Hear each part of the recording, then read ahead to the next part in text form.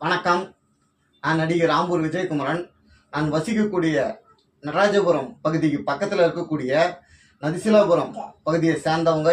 இவங்க பேர் வந்து சுரேகா. இவங்களுடைய கணவர் வந்து கூலி வேலை செய்கிறவர்.